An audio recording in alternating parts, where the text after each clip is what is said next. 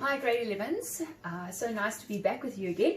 So today I'm just going to do an experiment for you where we are going to look at the properties of water. So in class I did explain that water is made up of hydrogen and oxygen, and when we look at hydrogen on its own we said that it is highly flammable, right? And when we look at oxygen we saw that oxygen supports combustion. Right, and then we also said when we put the two together we get H2O, which is your water, and water actually puts out a fire.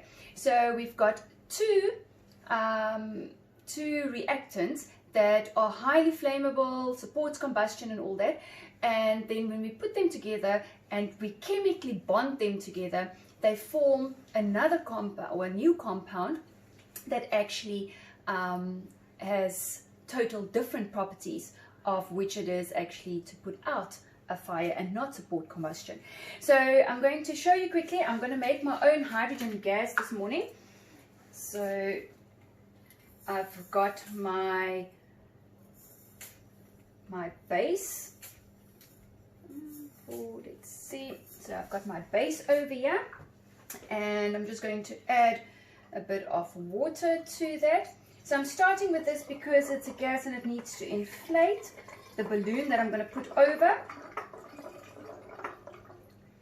Alright, a little bit more. Right, so a base, and then I have some aluminium, which will be my metal, and I'm just going to tear it into strips. Okay, and I'm going to change it and form little worms. Okay, or little pieces of aluminium foil just squashed into these little shapes of worms, because that is what will have to react with my base.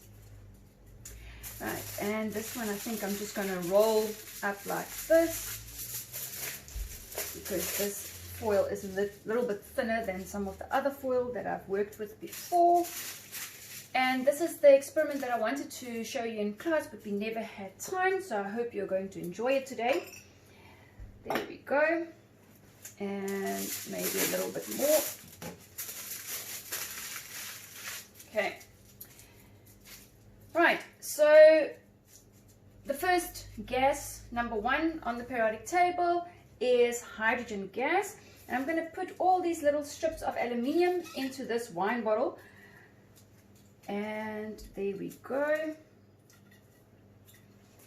think I might need a little bit more.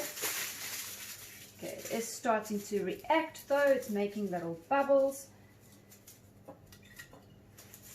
And there we go. I'm going to take my balloon. I'm just going to place it over the opening of this bottle. All right. And I'm going to wait for it to inflate. Just swirl it around a little bit, and your job, besides watching everything else that I'm going to do, is to watch this balloon inflate. All right, now it needs to become party balloon size, so let's see how it does. Then while we are waiting for it to inflate, as you can see, there it goes, and inside the bottle you can also see, if I bring it a bit closer, you can see the gas forming on the inside. That's your hydrogen gas.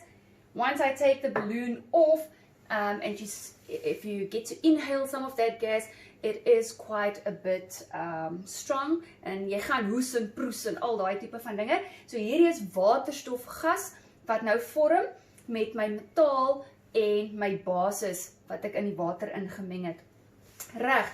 So we said that when we have a fire, so I've got a candle over here, and I'm igniting the candle, and the candle will continue to burn until it gets smothered. So what does that mean? Until there's no more oxygen that will allow it to burn. So sodra ek die suurstof wegvat, dan is die vlammetjie veronderstel om dood te gaan. So kom ons kyk of it so is. So I'm going to take a glass, I'm just going to place it over the candle and make sure there's no air that can enter, and we will then see if the candle keeps on burning or if it will actually go out. Reg, so daar sit ek hom nou om. You can see my candle, it's burning, it's getting weaker and weaker. Daar flou en daarso is hy uit. So met ander woorde, hierdie die suurstof wat binne in hierdie glas was, is nou opgebruik en daarom kan dit nou nie meer verder brand nie. Just want to make sure dat hierdie enetjie nou nie lek nie. So that was oxygen is needed. We've proved that oxygen is needed for fire to keep on burning. Dan het ek hierso air carton that I'm just going to also light up. And to show you that first we have hydrogen that's in here. I'm going to show you just now in a short while that it is highly flammable. And then we had the oxygen that kept the candle burning until I smothered it, and then the oxygen was used up. So yeah, I have this as now my product of water. So let's just light it on this side.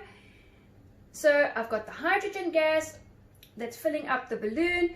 I had the oxygen that was burning over there, and then the product as water. And if I pour it over a flame, it will put that out. Okay, now I'm just going to take this balloon off. There we go.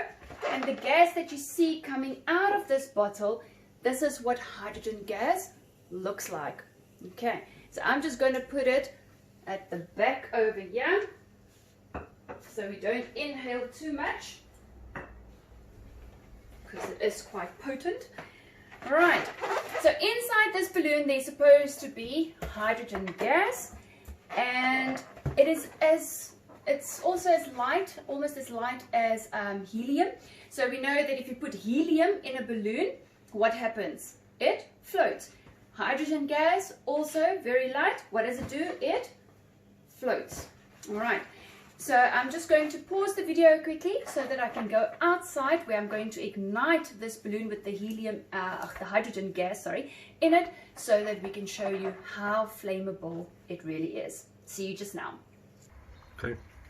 Alright, so it is a bit windy outside, so I'm just going to ignite it once the wind is calmed down a little bit. So ready, steady, and let's ignite it. Alright, so you can see hydrogen being extremely flammable. Oxygen is used to keep fire and flames to carry on burning.